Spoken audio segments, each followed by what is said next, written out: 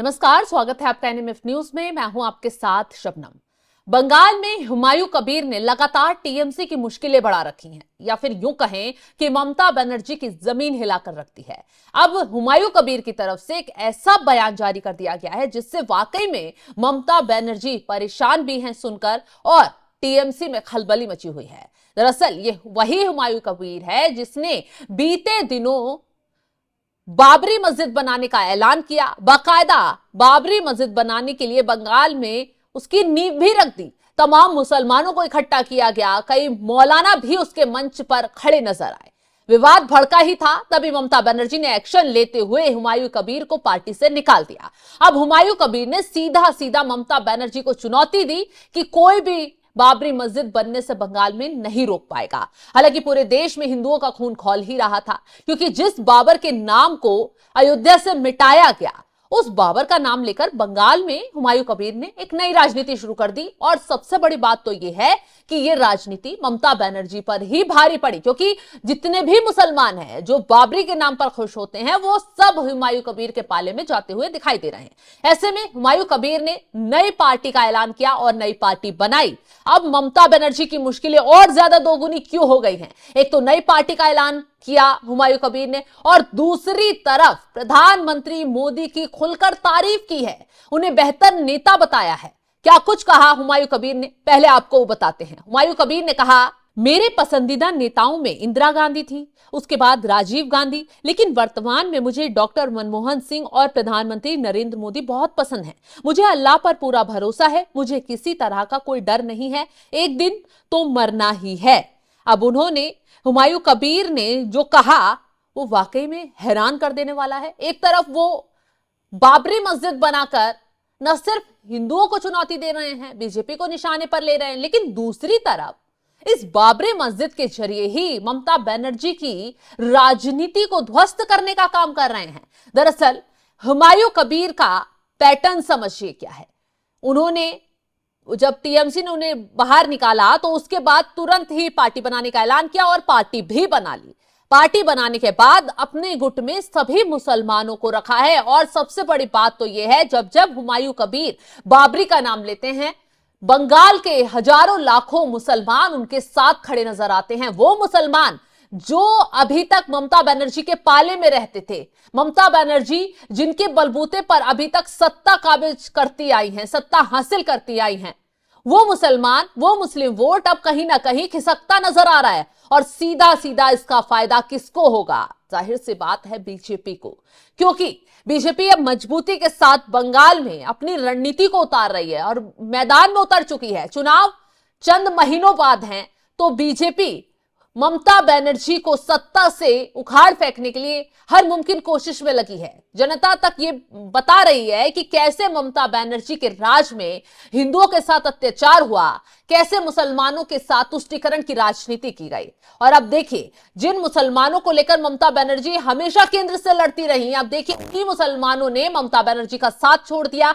और वो सीधा सीधा हुमायूं कबीर के पाले में जाते नजर आ रहे हैं। और ऐसे में हुमायूं कबीर ने न सिर्फ मुसलमानों को अपने पाले में किया, बल्कि प्रधानमंत्री मोदी की तारीफ कर यह भी दिखा दिया कि बीजेपी से उनका कोई टकराव नहीं है और बीजेपी से टकराव कर वो आगे चुनाव में नहीं उतरेंगे।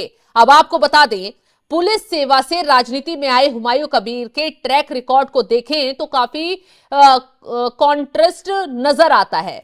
2019 में हुमायूं कबीर बीजेपी के टिकट पर लोकसभा का चुनाव भी लड़ चुके हैं और फिर तृणमूल कांग्रेस का दामन थाम लिए थे। ममता बनर्जी की कैबिनेट में मंत्री भी रह चुके हैं और अब दोनों दलों के खिलाफ चुनाव मैदान में उतरने की तैयारी कर रहे हैं। पश्चिम बंगाल के मुख्यमंत्री और तृणमूल नेता ममता बनर्जी को टारगेट करते हुए हुमायूं कबीर ने दावा किया है कि वो आरएसएस के साथ मिलीभगत कर रही हैं। पहले भी हुमायूं कबीर कह चुके हैं, दीदी जो पहले थी वो आज की ममता बनर्जी में काफी फर्क आया है। आज की ममता बनर्जी जनता से दूर हो गई है, पहले वो सबकी सुनती थी, सबको खोज लेती थी।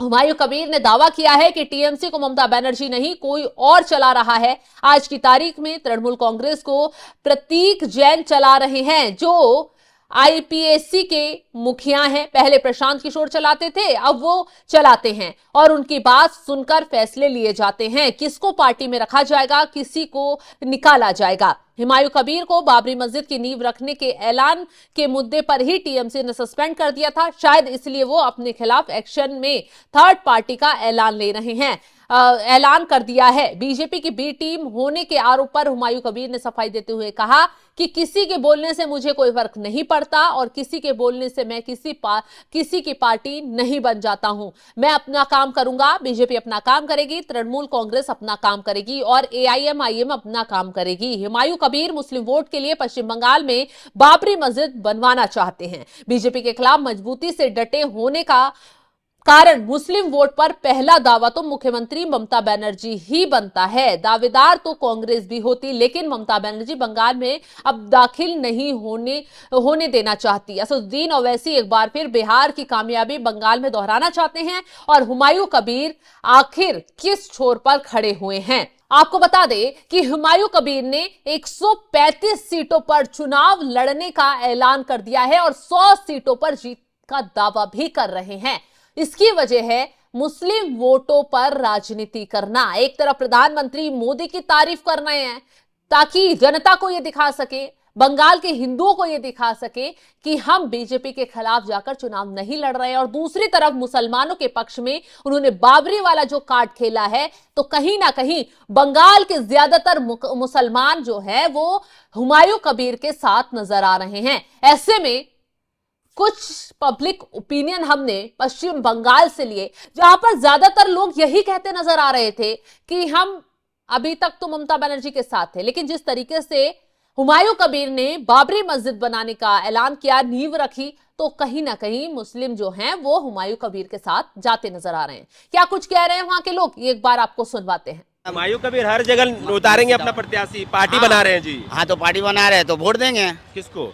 हुमायूं कबीर को। हुमायूं कबीर को? हाँ। ममता बनर्जी को छोड़ दीजिएगा? हाँ, नहीं देने वाला देगा। दो को वोट रखे हैं क्या? वोटर आईडी 2 गो है? मेरा तो 10 गो है। 10 गो है?